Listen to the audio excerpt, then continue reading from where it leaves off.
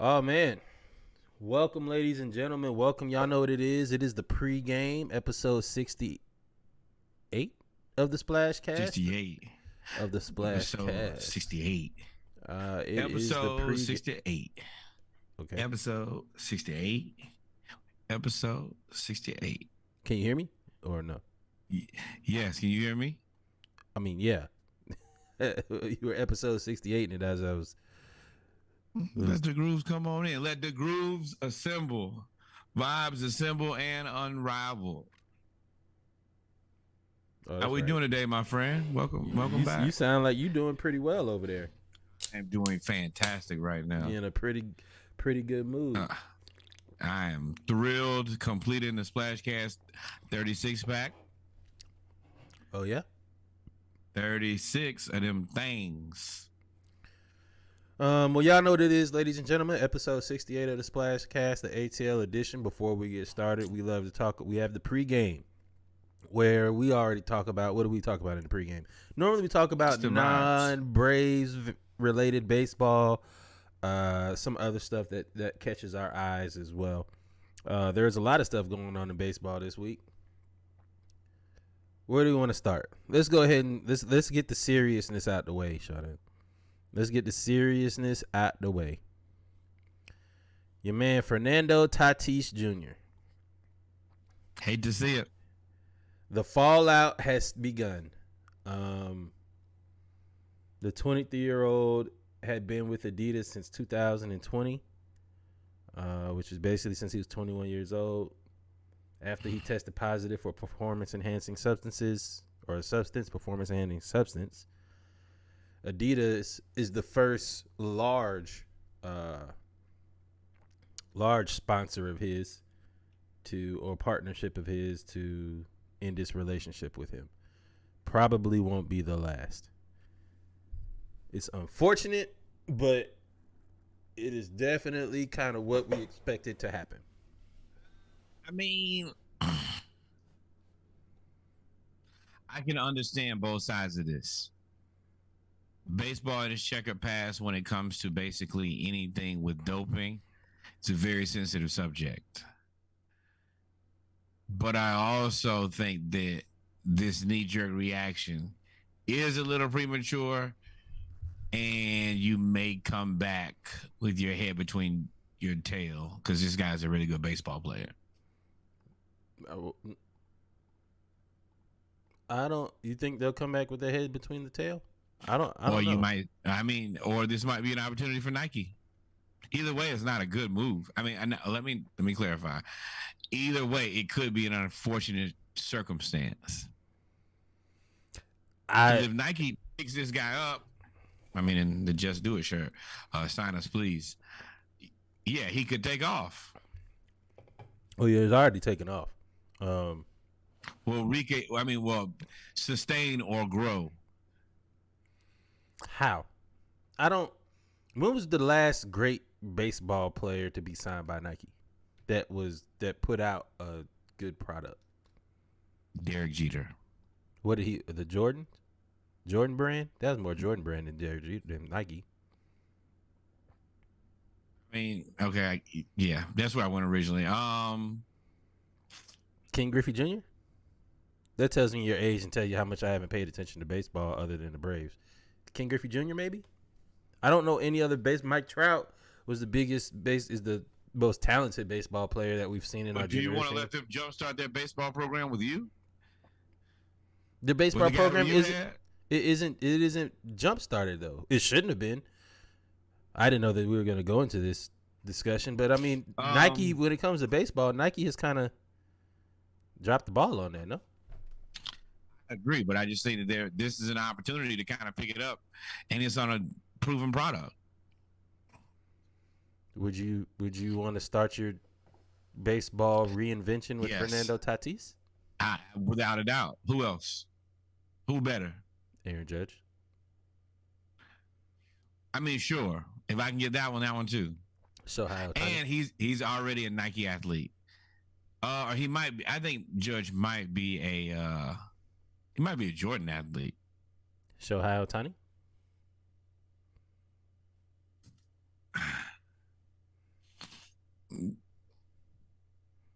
I would assume he might already have some sponsorship deals. I think don't know Mookie on Betts that is one. already on Nike, I believe. But I mean, anyway, even if we're talking about players already on Nike, none of them have had the impact, especially in the shoe game. I mean, I remember when people were buying Ken Griffey Jr. shoes. Like his shoes were he it. also has a legendary sneaker. He has one of the better. He has the best baseball sneaker pretty easily, but he just has one of those sneakers that also is a hit. Best Jordan brand sneaker. Is that fair to say? No, Ken Griffey Jr. is No, a Nike, sneaker, Nike, not not Jordan brand, Nike. Derek Jeter's Jordan brand sneakers actually mimic Ken Griffey Jr. sneakers. If I remember correctly. It was a big deal. I don't even remember Jeter's sneaker. I just remember him being a Jordan brand athlete and getting all of the player exclusives, specifically the Jordan 11. Maybe that was it. He never really had his own shoe then. Maybe that was it.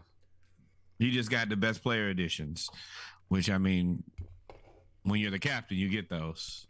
You're the captain. Yes. But I mean, you're right. Fernando Tatis is one of those young players. He's in the same group with Well, I don't know. How young is Shohei? He's in the same group as like Acuna, Austin Riley. Yes, those guys. So, yes, if I have an opportunity, yeah, that dude's gonna be good. It's gonna be good. And Nike knows that somebody's going to swoop in. It's unfortunate because if you're the account manager for this, you're like, I don't want to cut Tatis. This is easy money for me. This is the one I hit on. And realistically, he probably should have been a Nike athlete to start out with. Who? I mean, it's just a shot at Adidas for no reason. But anyway, Chopper's out. When it comes to, he is a young athlete. He's only 23 years old. So, I mean, I think he had just signed a large contract. And we're now in the space where a lot of young players are being re-signed. One young player that got re-signed was youngster Julio Rodriguez, who signed a 14-year extension worth $210 million. First it was reported that he signed 14 years, $400 million, which was incentives. Crazy. But then when more information came out, it showed that it was 14 years, $210 million guaranteed with incentives to get to $400 million. And he'll be there for 14 years. How old is he now? Julio Rodriguez, I think he's like 22. I don't know how I feel about that contract. So it really depends on how he's 21 years old. He's 21 years old. So he'll be there for basically his entire career till he's 35. I don't follow the collective bargaining when it comes to baseball. It did just happen. The collective bargaining when it came to baseball. But if I'm not mistaken, Mike, seemed like a long time. A lot of these players are now signing these contracts that are and the teams are offering contracts that are more like 10 years, 7, 8, 9, 10 years, and a lot of money versus, for example, what Bryce Harper got. I think Bryce Harper got $300 or something million for 8 years.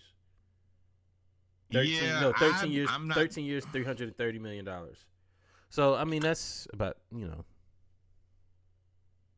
the same. It's so different from the other two sports where you just don't sign contracts that are really Long anything term. more than 4 years. Like the 4 to 5 years. Like, oh man, that's it for you. And then you look at these guys; they're willing to keep you for 14 years. You're like, damn. It's also interesting.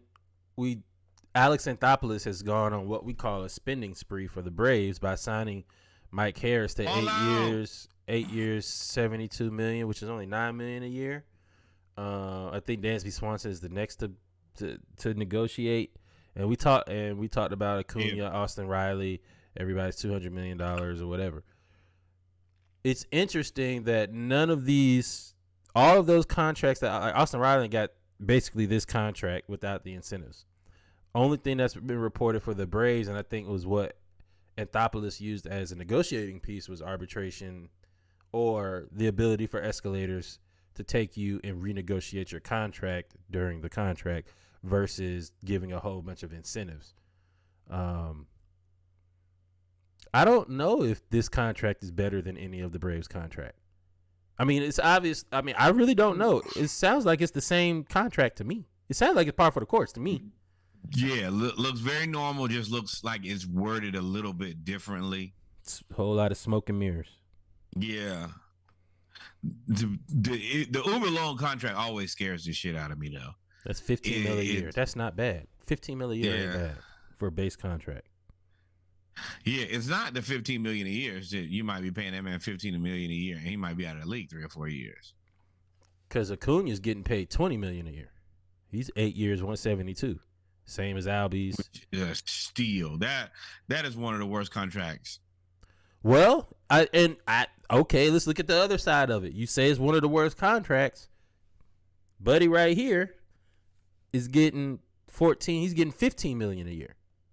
The difference is all of the Braves contracts are fully guaranteed, and I don't know if they reported about incentives or anything.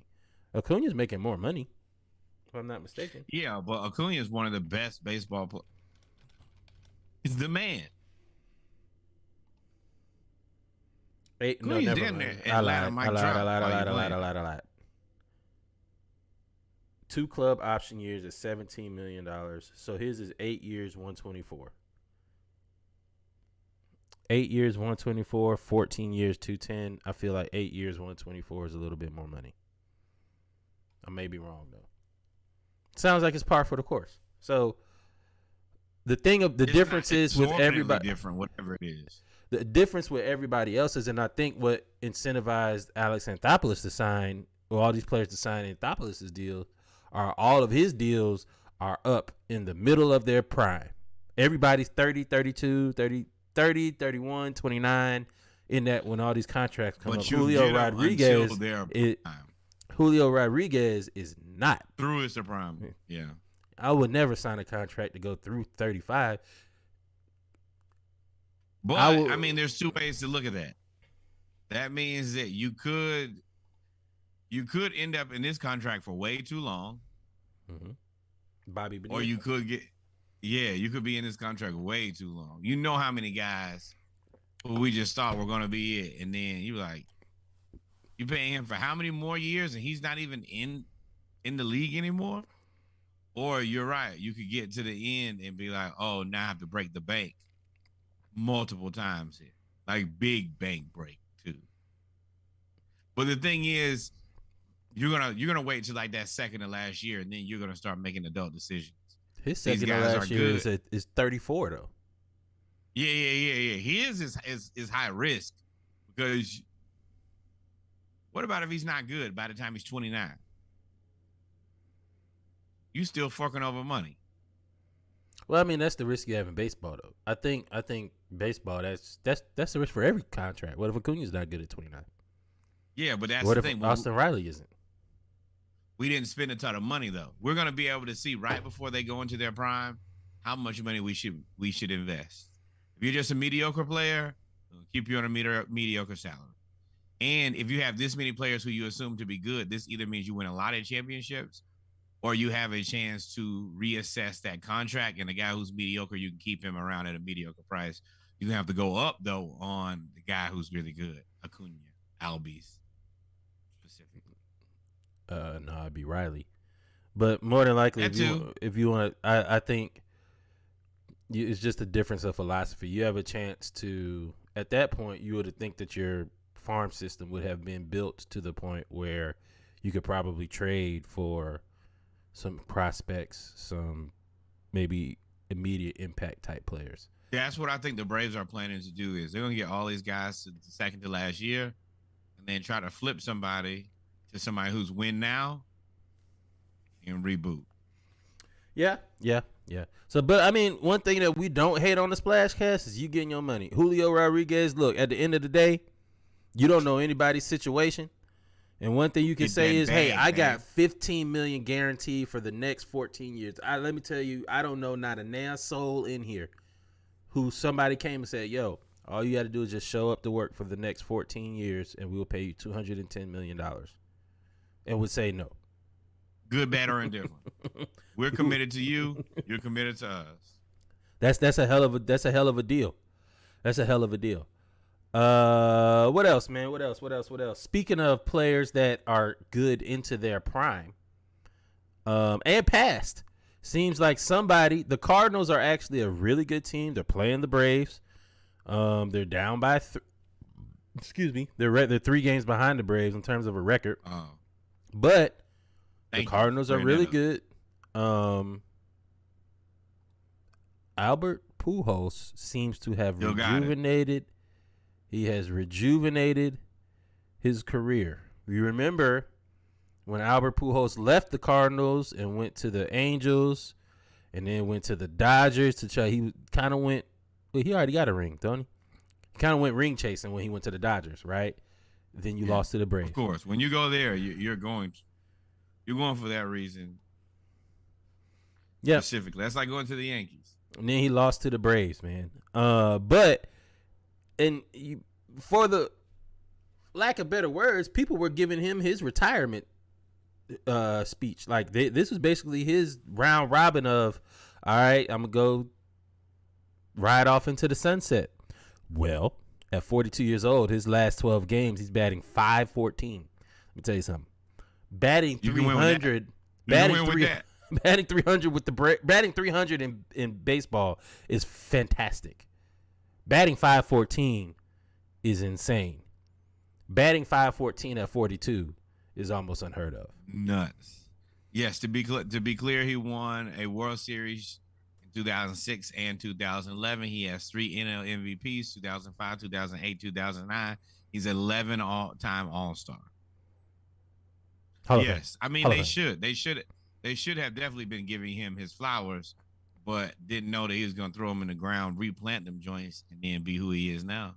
Yeah, he's got 7 home runs, 14 RBIs, and his batting .514 with over 1,000 slugging percentage and on OPS as well, 1,700 OPS as well in the last 12 games. That is phenomenal for any age. Yeah, that is what he used to do. Like he used to do. I lie. He never really even used to do that. Not batting .500. Now he was the machine. He was batting average is .297 for his career. But that's it. And he's 42 years old. January 16th, 1980, ladies and gentlemen. That's Tom Brady-esque to me. Right? So Tom Brady in the last 2 years, it seems like the last 3 years, Tom Brady has had the best season of his career every year for the last 3 years at 42, 43, and 44 years old. Amazing what he has when he has a wide receiver, huh? Has a wide receiver? Yeah, well, he has multiple, but from a guy who never really had. Randy Moss. Yeah. So shout out to Albert Pujols, man. It is wild, crazy what you're doing.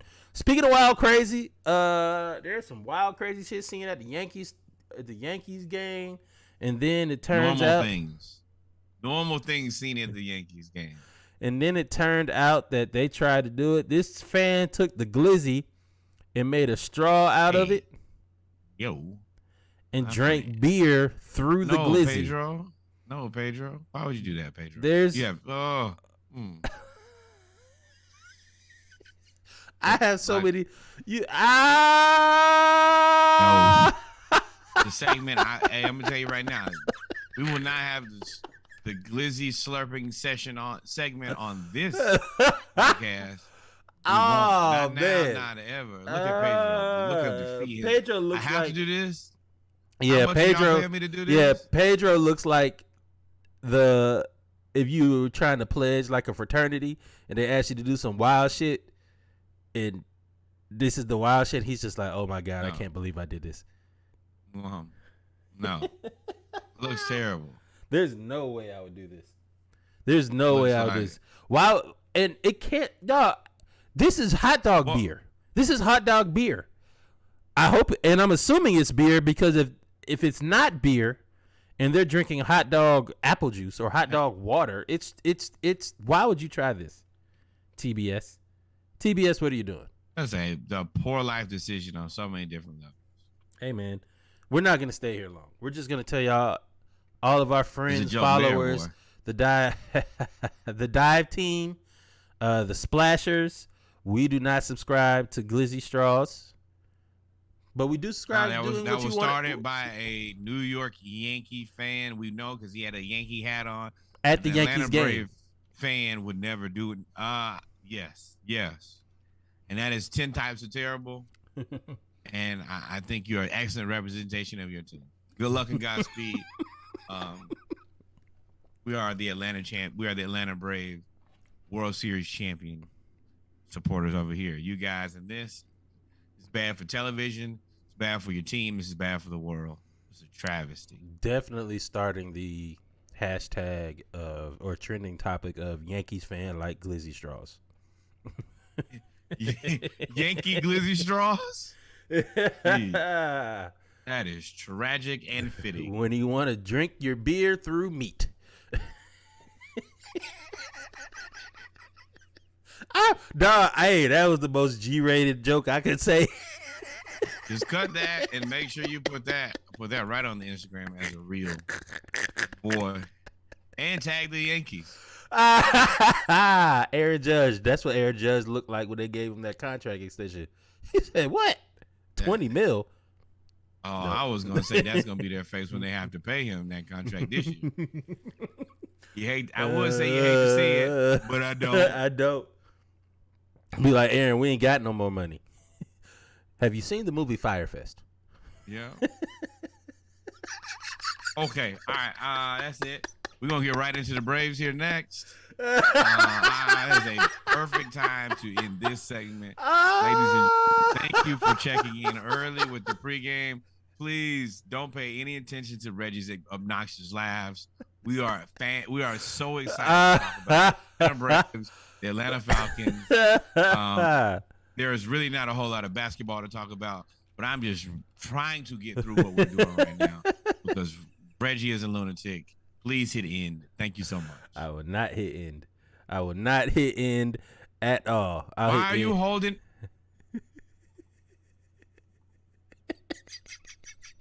Oh my God. No.